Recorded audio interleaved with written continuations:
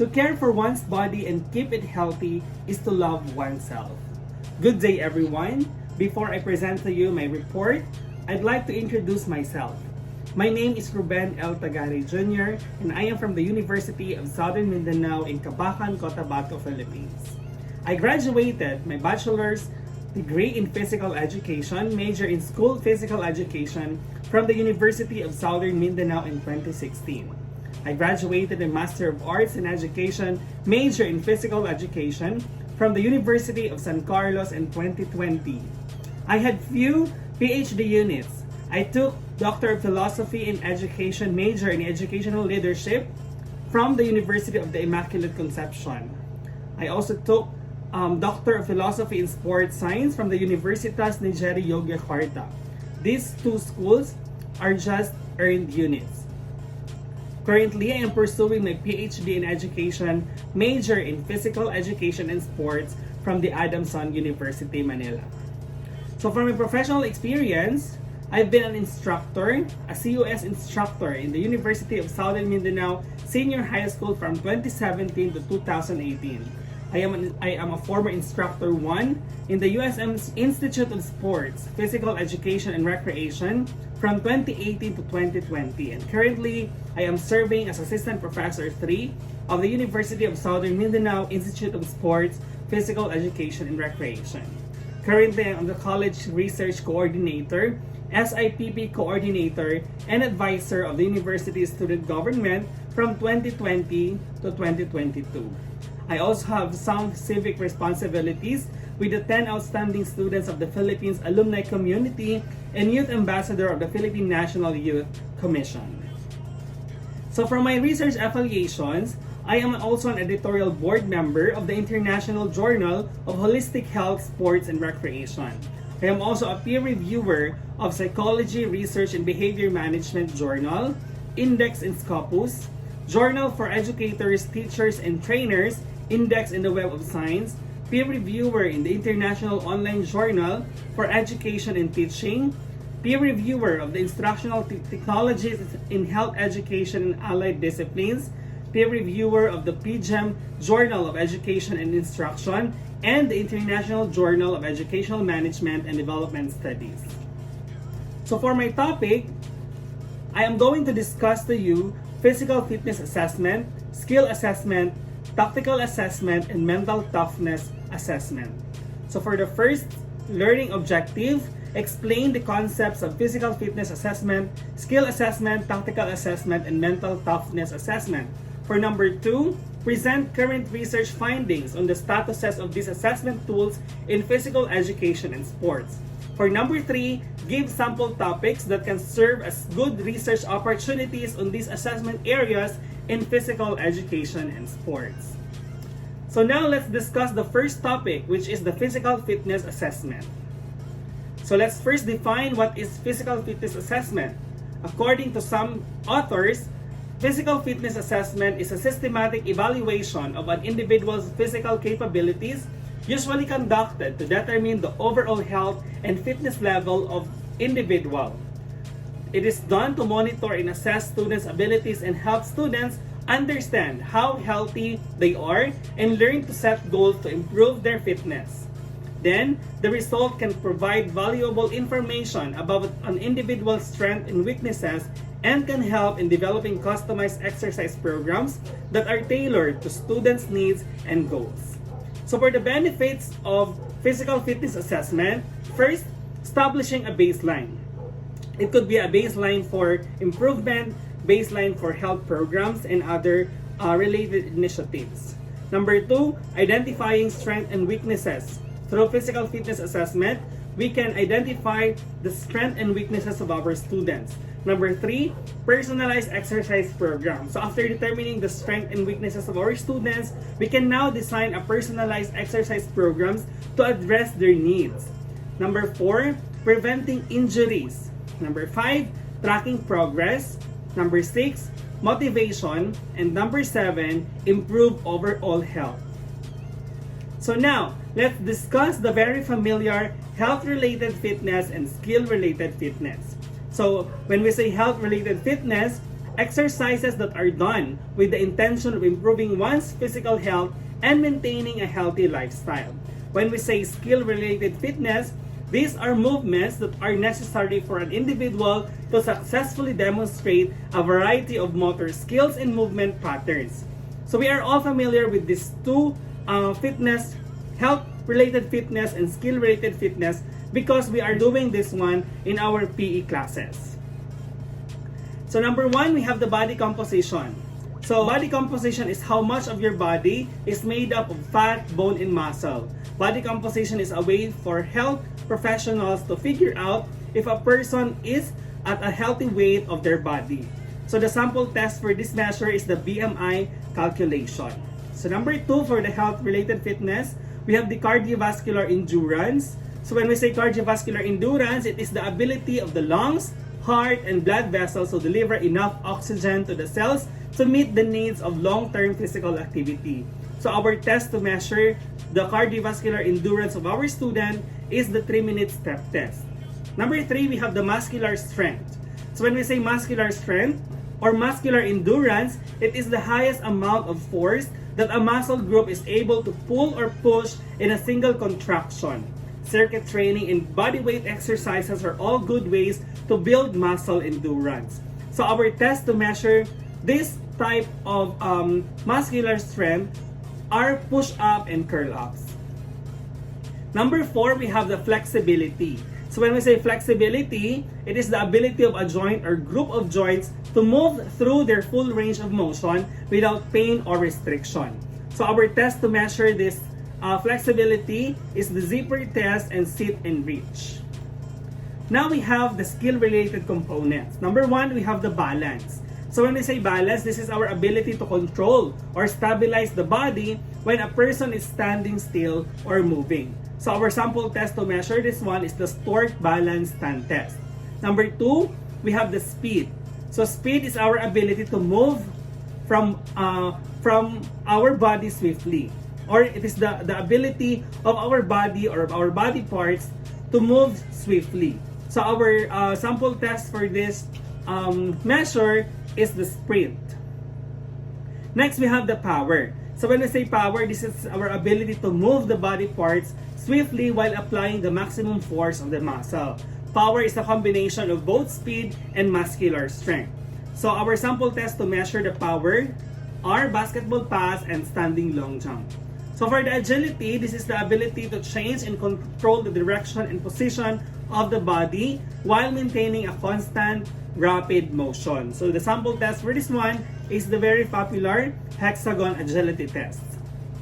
Then we have the reaction time. So reaction time is the ability to reach or respond quickly to what you hear, see, or feel.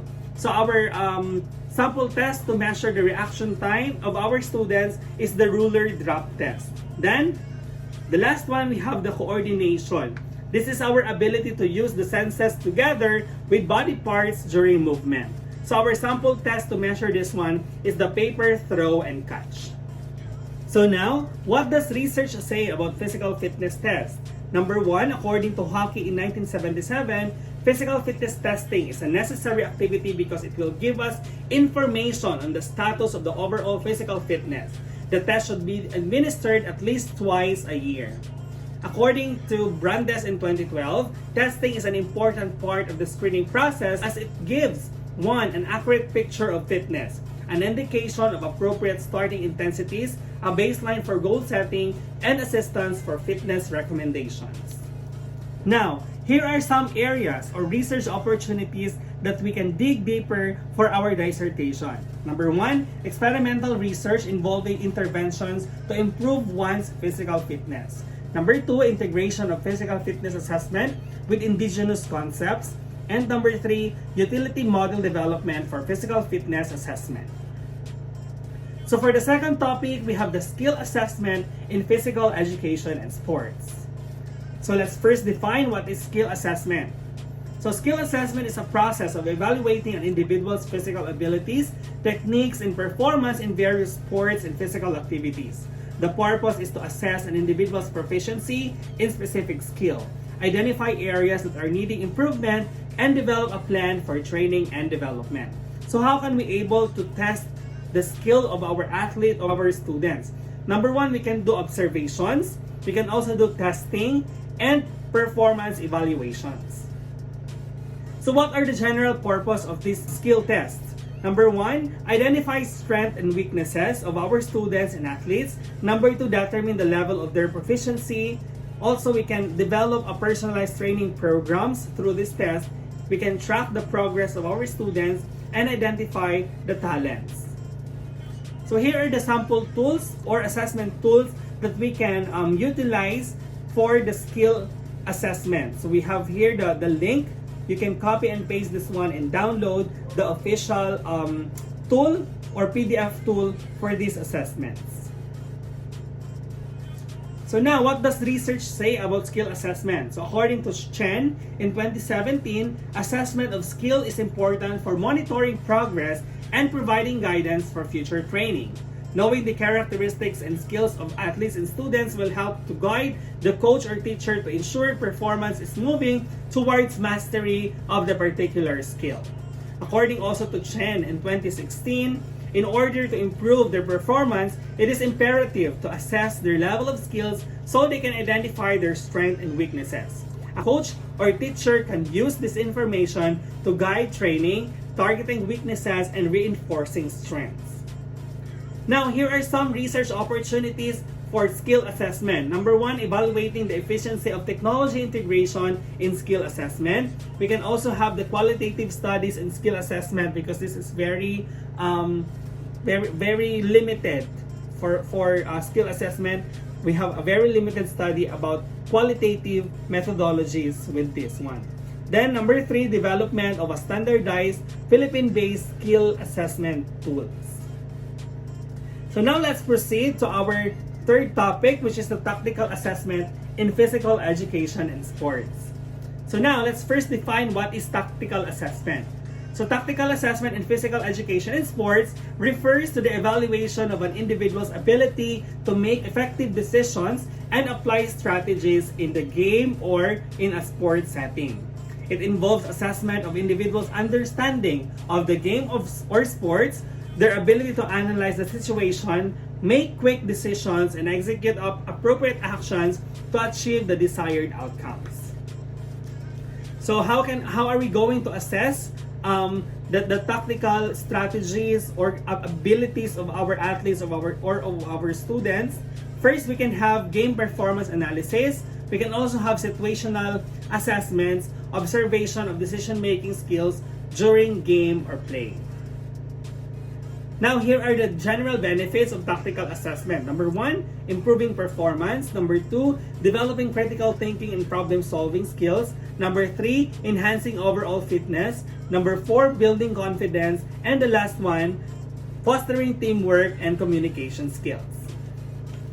So here is the sample tool for the tactical assessment. So this is a self-assessed tactical skills and elite youth soccer players. So we can download this one, or we can contextualize this one so that we can make use of this one for our students or for our athletes. So what does research say about tactical assessment? According to Gonzalez Villora in 2015, coaches and trainers use tactical assessment to identify strengths and weaknesses in an individual's performance and to develop strategies to improve their decision-making skills and overall performance in the game or sports. According to Memmert in 2015, tactical assessment is an important aspect of physical education in sports as it not only helps to improve an individual's performance in a specific game or sport, but also helps them to develop valuable life skills such as problem solving, critical thinking, and decision making. So here are some research opportunities for tactical assessment. Number one, assessment of teams' tactics as basis for improvement. Number two, coaches and physical education teachers teaching tactics versus students or athletes' performance. So we can correlate these two. Number three, qualitative analysis in sports tactics. Because as like I have mentioned, studies regarding qualitative analysis on sports tactics is still barely sufficient. And for the last topic, we have the mental toughness assessment in physical education and sports. So first, let us define what is mental toughness. Mental toughness in physical education and sports refers to an individual's ability to maintain focus, composure, and resilience in the face of adversity. It is the ability to persevere through difficult circumstances and to remain focused on achieving one's goal. Mental toughness is often seen as an essential quality for success in sports and physical activity, as it allows individuals to push through physical and mental barriers and to perform at their best. So here are the key components of the mental toughness. Number one, confidence. Mental toughness involves a strong sense of self-belief and confidence in one's abilities. Number two, focus. Mental toughness requires the ability to maintain focus and concentration on the task at hand, despite distractions or setbacks. Number three, we have the resilience. Mental toughness involves the ability to bounce back from setbacks to failures and to maintain motivation and determination in the face of challenges. Number four, we have the adaptability. Mental toughness requires the ability to adapt to changing circumstances and to adjust one's approach as needed to achieve success. And the last one, we have the emotional control. Mental toughness involves the ability to manage one's emotions effectively, such as staying calm under pressure and avoiding negative self-talks. Here are sample tools for mental toughness. So we have the Sports Mental Toughness Questionnaire. You can download that one through this link. Number two, we have the Assessment of Mental Toughness in Sports Training with this link. And the last one, we have the Sports Mental Toughness Questionnaire SMTQ 2020, and you can download this on this link. So what does research say about mental toughness? Number one, according to Fiore and Potgieter in 2001, developing mental toughness can help individuals to perform at their best and achieve their goals both in sports and in other aspects of life. Number two, we have Crust in 2007 saying coaches and trainers can help to develop mental toughness in the athletes through specific training programs and strategies such as visualization techniques, goal setting, and positive reinforcement. So here are some few areas or research opportunities that we can have concerning the mental toughness topic. Number one, measuring mental toughness as basis for the enhancement of performance of our students or athletes. Number two, we have the coaches and physical education teachers' mental toughness. And number three, collecting coaches' experiences in developing proficient athletes with excellent mental stability. So now, come and join me in the University of Southern Mindanao as we explore the experiences of teachers and students regarding physical fitness tests. Let's go! Good day everyone! We are here right now at the 1024 Agricultural University in the heart of Mindanao, the University of Southern Mindanao.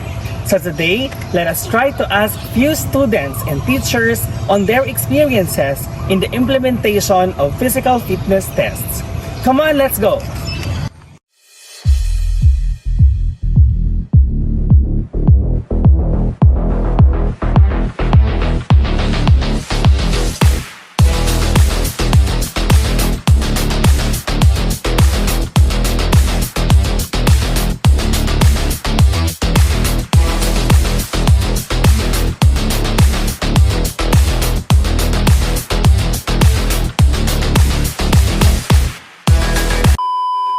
So hello guys, we are here right now at the USM Auditorium and we have here the 1AB Psychology students having their fitness test.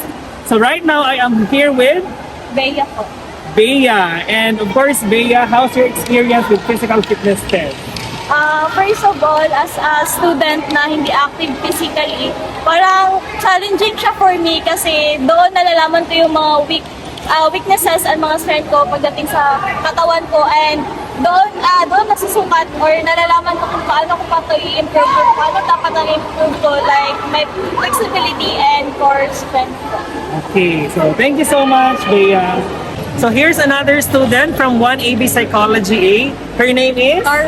Carla. So Carla, how's your experience in doing the fitness test? Sir, my experience was challenging because hindi talaga ako physically active, so nahirapan ako. But at the same time, makamotivate po ka. And na-test ko po yung sarili ko. So it's great po.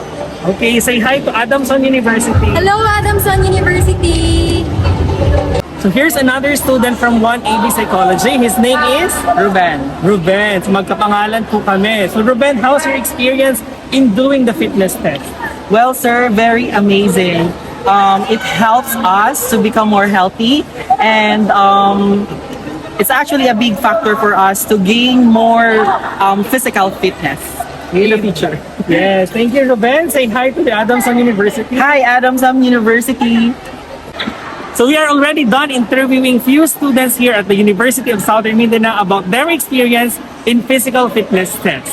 So right now, we are going to interview few teachers about the problems or challenges that they encounter as they implement fitness test. So right now, I am here with Sir Mark San Pedro from the Institute of Sports, Physical Education, and Recreation. So Sir Mark, what are the problems or challenges that you encounter in implementing fitness test to your students? Konti lang naman yung mga challenges namin, sir. Yung kakulangan lang namin sa equipment, like yung meter stick, no? Kahit ganun lang yung, kahit ganun lang kakunti yung mga problema namin, but it also affects, no, yung, affect our time, no, sa pag-implement ng aming PFT, like, madugayan, need conduct. No, imbes na 2 hours lang ang amuang pag-conduct, manubra dyan siya 30 minutes, kulang man ang amuang mga equipment. Word mo lang man to siya sa day. So far, before may magkanda kong PFP kay gina-inform na mo daan ng mga students what are the different fitness components and fitness tests. Maong unta, pag actual implementation of PFP na, sila na lang mismo yung sila na yung gagawa ng mga different fitness tests. So mag-facilitate na lang kami. Pero yun, so kulang man lang ang ato ang equipment. So isa-isa ko dyan ako sila ugan ng pag-assist. Isa-isa ko na ako sila pag-check ilang physical rates, mga ganun. So, So thank you so much, Sir Mark. Say hi to the Adamson University. hi, Adamson University! Thank you so much, Sir Ruben! Thank you so much for listening. That ends my report. This is Ruben Tagare Jr. Thank you and good day.